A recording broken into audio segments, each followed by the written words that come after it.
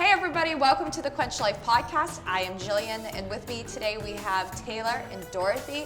Thank you guys for coming on the show and joining us. I really appreciate it. I invited Dorothy and Taylor on with us this afternoon because they work out together. They're a mother-daughter team, which brings me back to my roots of working out with my mom. And I just thought it would be cool to kind of get their input and feedback on how that is that you guys make fitness work in your house. So why don't we start with Dorothy? Why don't you talk about how long you've been working out, kind of how that's transformed over the years? I've been working out ever since I was like 16. I've been like a big gym rat, constantly at the gym. I can tend to be like a lot of anxiety, so I know that if I go to the gym, that helps. And, right. If I don't go to the gym, I'm very grumpy. So I just have been going to the gym like 6-7 days a week, 5 days a week since I was 18 years old, just for my mental health mostly. Yeah. During that time, was there certain things that you liked to have done? And I did everything. I used to do step class all the time, and then kickboxing all the time, and spinning for a while. Then there was Pilates for a while, then bar class for a while, and now I'm really doing more just weights. Okay. What's kind of transpired? What's made you go just more towards weights? Is it something specific? I think just the classes at the gym have all changed. Really there's not a lot of that dance step stuff like there used to be. And there's still spinning, so I always do spinning, and there's just more weight classes. And I've always gone to gyms that are just for women. And I just do whatever the latest is. Yes, and I think that there's been a massive transformation away from those group exercise type classes because we're learning over time that doing the same thing over and over again can tend to create injury, and that there's better ways to do your workout when you're going to come in. So Taylor, why don't you tell us why you started working out? When did you start working out? Has your mom been dragging you along to the gym all the years of your life? I wouldn't say dragging, but I don't know. We've gone to the gym together for a while, actually. Like, I used to go to the gym with her, like, every now and then at our old gym, and then I got a membership there. And I think, like, mid-high school, I got into working out, like, more, like, just to, like, kind of manage, like, weight and just be, like, more in control.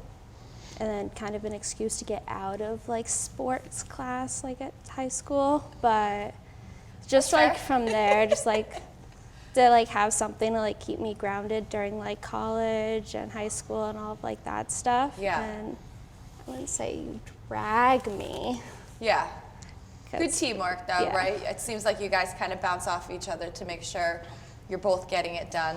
Now, typically you guys are just here for the summer, but with COVID, so you guys are typically in Boston at this time, right? But you guys have decided to extend your stay on the Cape for the fall and the winter.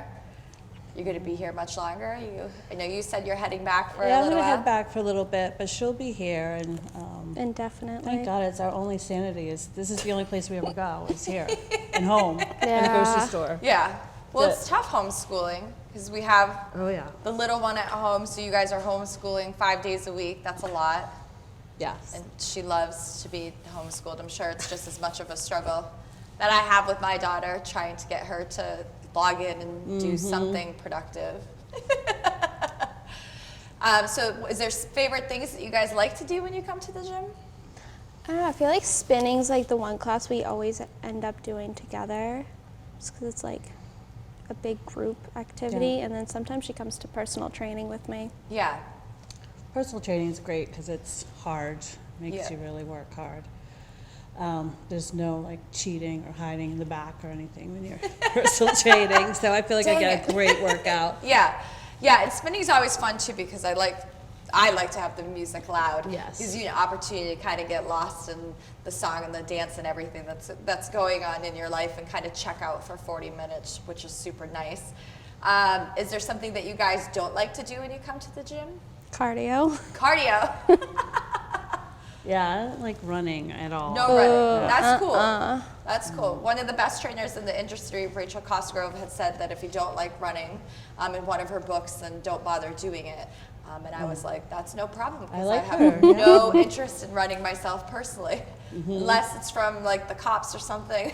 Yeah. That'll be another thing. It's a tale for another day.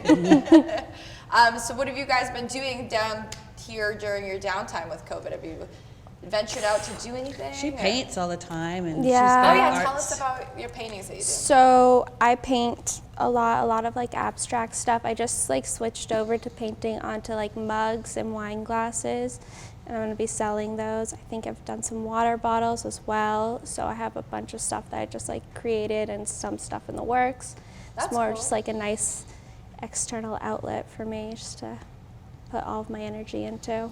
What was the pour thing that you were doing? Remember when you came in, you were training? Yeah. So I started doing this acrylic pour art, which is basically like a mixture of acrylic paint and pouring medium and water, and you just mix together and you kind of mix all the colors together and you pour it, and it creates like this really cool marbling effect that when you put it on the canvas, it almost looks like granite or like geodes. It's really cool looking like in the final product.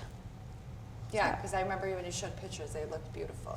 Yeah, it's fun. It's a lot of fun to do that type of art. Yeah, but you said it makes a huge mess. Oh, it makes a huge mess. Yeah, we put her down in the basement now. She Yeah, has I the whole made it my basement. whole studio down there. Nice. That's really awesome.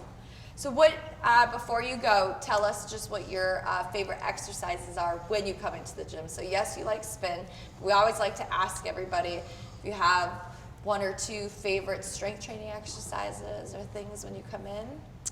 I like squats because I need anything to keep my butt from falling down. I was gonna say Because what, I'm but old.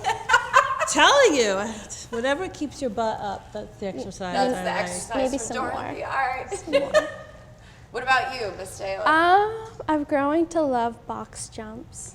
Oh God. I don't know why. They're like a lot of fun for me to do. Yes. Anything like, I don't like jumping, but like jumping on that is a lot more fun. Yes. Ew. Yeah, and we've been working, so Taylor and I do work together one-on-one training, so we've been working on our box jumps.